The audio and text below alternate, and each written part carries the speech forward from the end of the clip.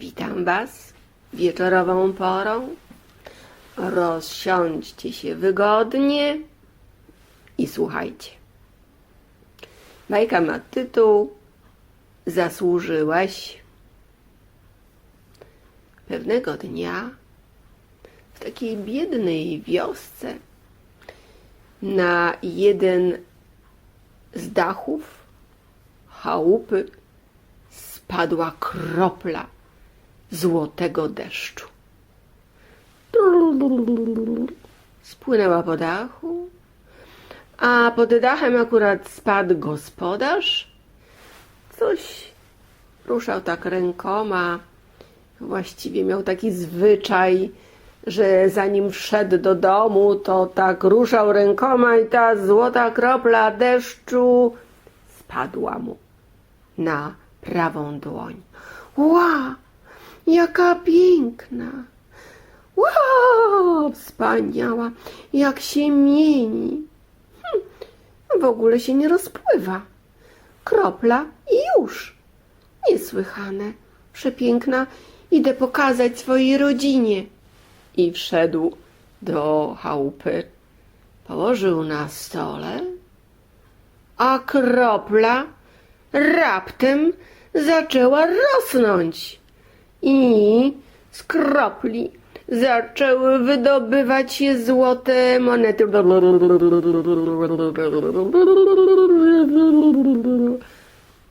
Pobrzękiwały na stole.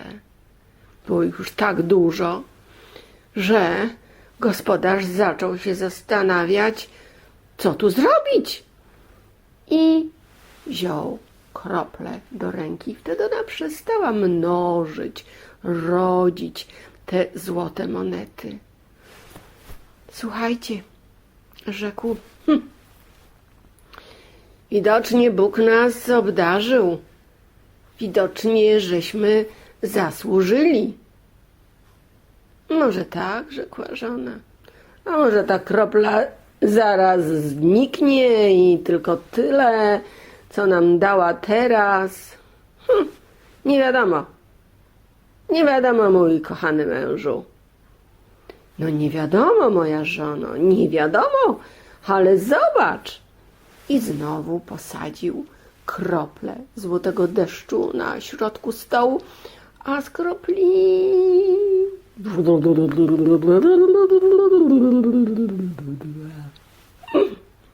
zaczęły się mnożyć złote monety. Słuchaj, żono, widocznie Bóg nam to przysłał. I cóż, po prostu będziemy bogaci. Może żeśmy zasłużyli.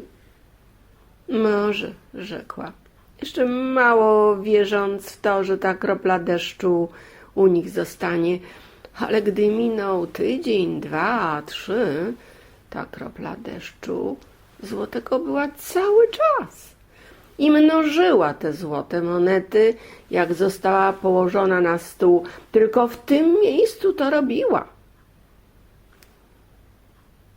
Stopa życiowa rodziny mieszkającej w biednej chałupie się polepszyła.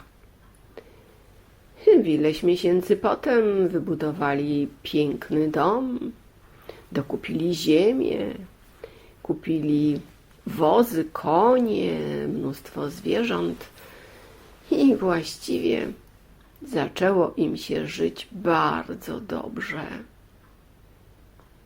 No, ale wieśniacy, którzy mieszkali obok, sąsiedzi, zaciekawieni, skąd niby ten gospodarz, taki biedny, raptem się tak wzbogacił, któregoś dnia zebrali się i zastukali do drzwi chałupy, a właściwie pięknego już domu.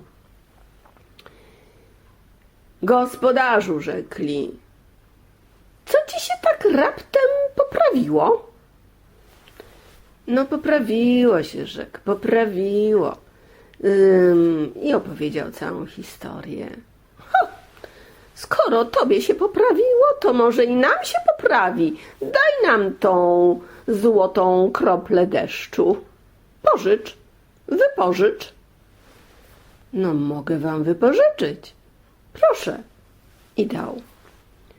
Sąsiedzi jeden po drugim kładli złotą kroplę deszczu na stół, ale ona w ogóle była bez mnożenia jakichkolwiek złotych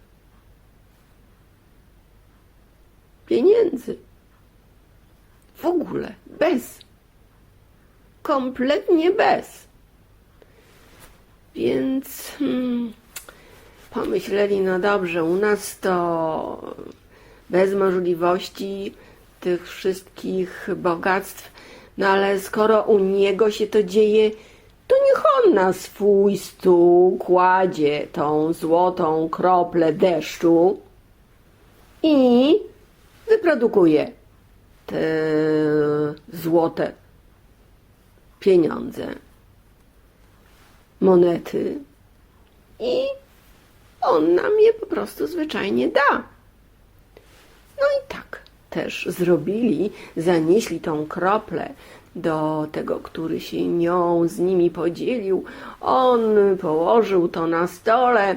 Mnóstwo pieniędzy, tych monet zostało wyprodukowanych, ale gdy chciał dać taką monetę, czy nawet kilka monet, to w momencie, gdy wkładał do ręki czy do kieszeni, te monety zamieniały się w popiół.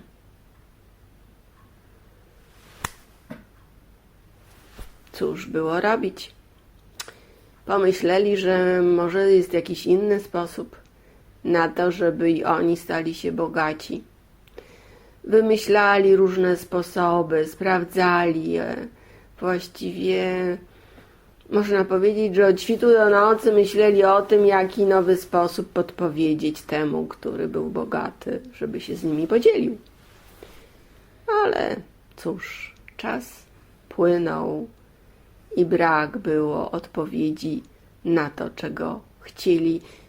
I któregoś dnia gospodarz, który chciał się jednak z ludźmi podzielić tym bogactwem, posadził złotą kroplę deszczu na stole i powiedział do niej: dlaczego tak jest, że tak się dzieje? I raptem złota kropla deszczu odpowiedziała: powiedz wszystkim, że gdy dopracują umiejętność karmienia innych, gdy mają więcej niż trzeba dla nich samych, gdy podzielą się tym, co mają, gdy mają prawo zaznać biedy i nędzy i równocześnie będą bez wyrzucania temu, kto ich stworzył, czyli Bogu, że mają źle na tej ziemi, gdy będą pracować nad swoimi umiejętnościami, zdolnościami, rozwijać je, a równocześnie umieć być szczodrym w dzieleniu się tym, co już potrafią i umieją, oraz nauczaniem, wtedy czas się zmieni. Gospodarz tego bogatego już domu wszystko zapamiętał. I gdy ktokolwiek ze wsi czy z całego królestwa przychodził do niego, to mówił o tym głośno. A ludzie, którzy przychodzili, wierzyli mu, bo widzieli skutek. On był rezultatem tego, że wszystko to dopracował w swoim życiu i na to, co go spotkało, zasłużył. Od tamtego czasu nazywają to miejsce cudem zrozumienia. Ale tak na dobrą sprawę kryje się pod tym to słowo. Czy zasłużyłeś? Tak to już w życiu bywa. Cześć Wam.